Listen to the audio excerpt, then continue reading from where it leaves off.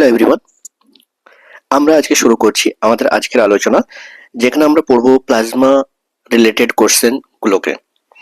আমরা প্রথম যেটা আলোচনা করছি সেটা হচ্ছে কি কি কোশ্চেন আমরা এখান থেকে পেতে পারি এই প্লাজমা টপিকস থেকে। ফার্স্ট কোশ্চেন, প্লাজমা প্রোটিন কয় প্রকার ও কি কি।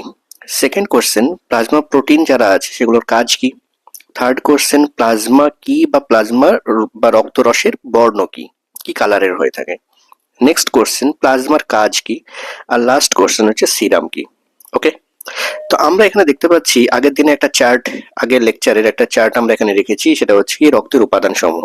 তো সেখানে আমরা দেখেছিলাম রক্তর উপাদান জেনারেলি দুটো প্রধান উপাদান আছে, একটাকে আমরা বলে থাকি কি রক্তরস, আর একটাকে আমরা বলে থাকি কি রক্তকোষ, তাই না। সেক্ষেত্রে আমরা দেখেছিলাম যে রক্তরস বা প্লাজমা যেটা আছে সেটা 55% রক্তের উপাদান গঠন করে থাকে, আর রক্তকোষ যেটা আছে সেটা 45% উপাদান গঠন করে থাকে। এই যে রক্তরস যেটা আছে সেটা আবার কি হচ্ছে, প্রধানত জল দ্বারা গঠিত, যেটা হচ্ছে 90 থেকে 92% জল দ্বারা গঠিত হয়ে থাকে। আর বাকি যেটা 8 থেকে 10% সেটা কি হচ্ছে কঠিন পদার্থ দ্বারা গঠিত। এই কঠিন পদার্থের মধ্যে কি কি থাকে? কঠিন পদার্থের মধ্যে আছে প্লাজমা প্রোটিন, কঠিন পদার্থের মধ্যে আছে খনিজ সমূহ, কঠিন পদার্থের মধ্যে আছে রক্ত তঞ্চনকারী পদার্থ সমূহ, কঠিন পদার্থের মধ্যে আছে পুষ্টি পদার্থ, আর তার সঙ্গে আমরা যেটা দেখতে পাবো এক্সট্রা একটা আমরা দেখিয়েছিলাম লাস্টে, সেটা হচ্ছে কি হরমোনকে আমরা দেখতে পাই, তাই না। হরমোনও কিন্তু উপস্থিত থাকতে পারে। আচ্ছা, এই যে প্লাজমা প্রোটিনের কথা বলছিলাম, আমাদের আজকের আলোচনা কিন্তু প্লাজমা প্রোটিনকে ঘিরে। তো প্লাজমা প্রোটিন কি আছে, অ্যালবুমিন, গ্লোবিউলিন এবং ফাইব্রিনোজেন, এই তিনটে হচ্ছে প্রধান প্লাজমা প্রোটিন। এছাড়াও প্রোথ্রম্বিন বা আদার্স কিছু প্রোটিন আমাদের আছে যেগুলো কিন্তু প্লাজমা প্রোটিন হিসেবে গণ্য করা যেতে পারে। ওকে, আচ্ছা, নেক্সট হচ্ছে খনিজ সমূহ। খনিজ সমূহের মধ্যে আমরা দেখতে পাচ্ছি sodium, potassium, calcium, chloride, bicarbonate, phosphate, এই যে প্রভৃতি আয়ন সমূহকে আমরা দেখতে পাচ্ছি। এছাড়া আছে রক্ত তঞ্চনকারী পদার্থ সমূহ। রক্ত তঞ্চনকারী ফ্যাক্টর আছে, আমরা জানি 13টা ফ্যাক্টর থাকে, ফ্যাক্টর 1, ফ্যাক্টর 2, ফ্যাক্টর 3, এরকম ভাবে ফ্যাক্টর 13 পর্যন্ত থাকে। আচ্ছা, এছাড়া আছে পুষ্টি পদার্থ কিছু উপস্থিত থাকে। পুষ্টি পদার্থের মধ্যে আছে glucose, amino acid, vitamin, fatty acid, glycerol, triglyceride, cholesterol, এই সমস্তগুলো উপস্থিত থাকে।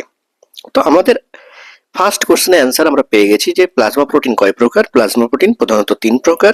সেগুলো কি কি? একটা হচ্ছে অ্যালবুমিন, একটা হচ্ছে গ্লোবিউলিন, আর একটা হচ্ছে ফাইব্রিনোজেন। এর মধ্যে সর্বাধিক পরিমাণে কোন প্লাজমা প্রোটিন পাওয়া যায়? সর্বাধিক পরিমাণে যে প্রোটিন পাওয়া যায় সেটা হলো কি অ্যালবুমিন। ওকে, এই যে প্লাজমা প্রোটিন যেগুলো আছে তাদের কাজ কি কি, আমরা ইন্ডিভিজুয়ালি প্রত্যেকের কাজকে এখানে দেখিয়েছি। প্রথম হচ্ছে অ্যালবুমিনের কাজ যদি আমরা বলি, তাহলে অ্যালবুমিনের প্রধান কাজ হচ্ছে কি অসমো রেগুলেশন বা অভিস্রবণ চাপ নিয়ন্ত্রণ করা। দ্বিতীয় কাজ হিসেবে আমরা বলতে পারি এটা বাফার হিসেবে কাজ করতে পারে, অর্থাৎ অম্ল ও ক্ষারের ভারসাম্য বজায় রাখা বা রক্তের পিএইচ কে বজায় রাখা। এছাড়াও কি করে, এ বিভিন্ন রকম হরমোন বা ড্রাগস এর সঙ্গে সংযুক্ত হয়ে তাদের পরিবহনে সাহায্য করে থাকে। এছাড়াও আরো কাজ আছে, এই তিনটে প্রধান কাজ আমি এখানে লিখে রেখেছি। নেক্সট আমরা দেখতে পাচ্ছি গ্লোবিউলিনের কাজ। গ্লোবিউলিন একটা প্রোটিন, প্লাজমা প্রোটিন, যেটা 3 রকমের হয়ে থাকে, আলফা গ্লোবিউলিন, বিটা গ্লোবিউলিন এবং গামা গ্লোবিউলিন। এই যে গামা গ্লোবিউলিন যেটা আছে সেটা কিন্তু প্রধান ভূমিকা পালন করে কিসের জন্য? অ্যান্টিবডি গঠনের জন্য। আর অ্যান্টিবডি গঠনের মাধ্যমে কি করে, আমাদের দেহকে ভাইরাস, ব্যাকটেরিয়া এবং অন্যান্য অ্যান্টিজেনের হাত থেকে রক্ষা করে। এছাড়া আলফা এবং বিটা গ্লোবিউলিন যেগুলো ছিল সেগুলো কিন্তু বিভিন্ন রকমের হরমোন বা ভিটামিন বা অন্যান্য যৌগের সঙ্গে যুক্ত হয়ে তাদের পরিবহনে কি করছে? সাহায্য করছে। এছাড়াও অভিস্রবণ চাপ নিয়ন্ত্রণেও কিন্তু তারা সাহায্য করে থাকে। ফাইব্রিনোজেনের প্রধান এবং মুখ্য কাজ রক্ত তঞ্চনে সাহায্য করা। এটা রক্ত তঞ্চনকারী যে ফ্যাক্টরগুলো আছে তার মধ্যে প্রথম ফ্যাক্টর, যেটা কি করছে ফাইব্রিন জালক গঠনের মাধ্যমে, যখন আমাদের কোনো জায়গা থেকে কেটে যাচ্ছে না, তো সেখানে কি হচ্ছে, এটা ফাইব্রিন জালক গঠন করছে এবং জালক গঠনের মাধ্যমে কি করছে, সে রক্ত তঞ্চনে মুখ্য ভূমিকা পালন করছে। এবারও ফাইব্রিনোজেনের কাজ। এছাড়াও কিন্তু আমরা অভিস্রবণ চাপ নিয়ন্ত্রণের ক্ষেত্রে এর রোল দেখতে পাবো। প্লাজমা কি জিনিস? আমরা তখন প্লাজমা প্রোটিন নিয়ে ডিসকাস করছিলাম, এবার হচ্ছে প্লাজমা কি জিনিস। প্লাজমার ডেফিনেশন আমরা যদি দেখি, তাহলে প্লাজমা কি কি দিয়ে গঠিত না, প্লাজমা জল, প্লাজমা প্রোটিন, পুষ্টি পদার্থ, রক্ততঞ্চনকারী পদার্থ এবং অজৈব আয়নের সমন্বয়ে গঠিত। ওকে, যেটা কি হচ্ছে হালকা হলুদ বর্ণের হয়ে থাকে এবং স্বচ্ছ তরল, যেটা কি করছে রক্তের 55% অংশ গঠন করে, তাকে আমরা কি বলবো? প্লাজমা বলবো। নেক্সট কোশ্চেন ওটা আসছে সিরাম কি। What is serum? এটা একটা নতুন টার্ম। সিরাম কি জিনিস না, রক্ত তঞ্চনকারী ফ্যাক্টর যেটা আছে না, সেই রক্ত তঞ্চনকারী ফ্যাক্টরকে যদি আমরা বাদ দিয়ে দিই, কোথা থেকে? প্লাজমা বা রক্তরস থেকে, তখন সেটাকে আমরা কি বলবো? সিরাম বলবো। তাই বলা হচ্ছে রক্ত তঞ্চনকারী ফ্যাক্টর বিহীন প্লাজমা বা রক্তরসকে সিরাম বলা হয়। প্লাজমা ইকুয়ালস টু, তাহলে আমরা বলতে পারি রক্ত মাইনাস রক্তরস, রক্ত থেকে রক্তরসকে বের করে দিলে সেটা প্লাজমা, আর এই প্লাজমা থেকে যখন রক্ত তঞ্চনকারী ফ্যাক্টর বাদ দিয়ে দিচ্ছি তখন সেটাকে সিরাম বলছি। এবার আসি প্লাজমার কাজ কি। যদি আমরা প্লাজমার কাজ বলি তাহলে প্লাজমার কি, এটা জল আছে, পুষ্টি পদার্থ আছে, সমস্ত কিছুই আছে না? তাহলে পুষ্টি পদার্থের পরিবহনে কিন্তু মুখ্য ভূমিকা পালন করে। আমরা দেখেছিলাম পুষ্টি পদার্থ ছিল glucose, amino acid, fatty acid, triglyceride, vitamin. তো এই সমস্ত পুষ্টি পদার্থকে পরিপাকতন্ত্র দ্বারা শোষণের পর সেগুলোকে প্লাজমায় দ্রবীভূত অবস্থায় পরিবাহিত করে। নেক্সট হচ্ছে শ্বসনকারী গ্যাসের পরিবহন। শ্বসনকারী গ্যাস কে কে আছে? অক্সিজেন এবং কার্বন ডাইঅক্সাইড। তাহলে ফুসফুস থেকে অক্সিজেনকে নিচ্ছি, কলাকোষে পৌঁছে দিচ্ছি, আর কলাকোষ থেকে CO2 কে নিচ্ছি, ফুসফুসে পৌঁছে দিচ্ছি। তো এই যে পরিবহনটা যে হচ্ছে সেটা কার মাধ্যমে হচ্ছে? সেটা রক্তের মাধ্যমে হচ্ছে। রক্তে কোথায়? না, এই প্লাজমাতে দ্রবীভূত অবস্থায়। কোথায়? প্লাজমায় দ্রবীভূত অবস্থায়। যদিও অক্সিজেন পরিবহনে মুখ্য ভূমিকা পালন করে আরবিসি, কিন্তু প্লাজমাতেও কিছু পরিমাণে পরিবহন হয়ে থাকে না? তো যেহেতু এখানে আমরা প্লাজমার কাজ বলছি তাই আমরা প্লাজমায় দ্রবীভূত ভাবেই বলবো। নেক্সট আমরা পড়বো বর্জ্য পদার্থের অপসারণ।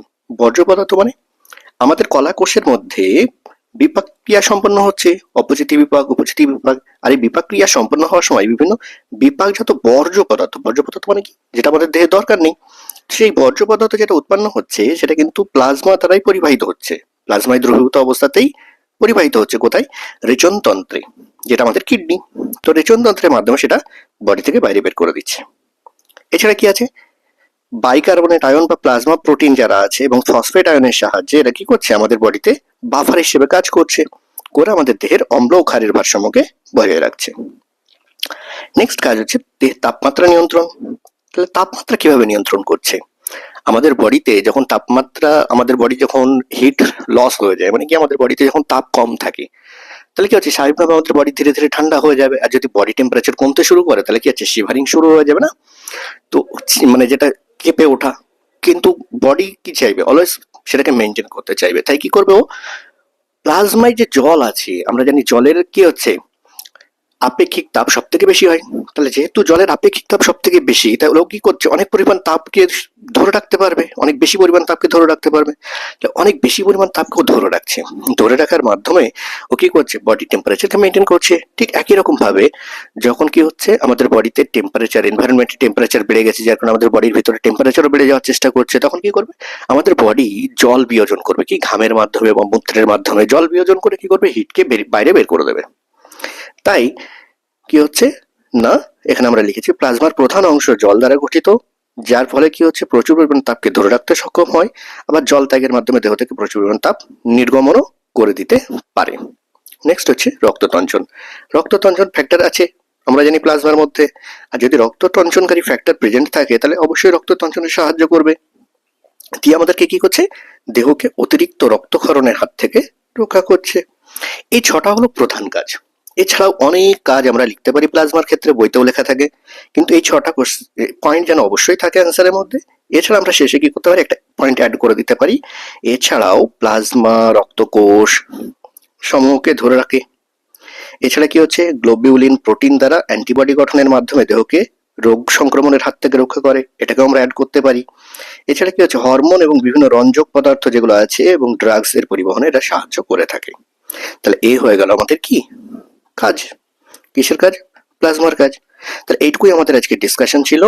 নেক্সট লেকচারে আমাদের ডিসকাশন হবে রক্তকোষ সম্পর্কে, এবং সেখানে আমরা আরবিসি, ডাব্লিউবিসি এবং অনুচক্রিকা যেটা আছে সেগুলোকে আমরা সেপারেট ভাবে ডিসকাস করব।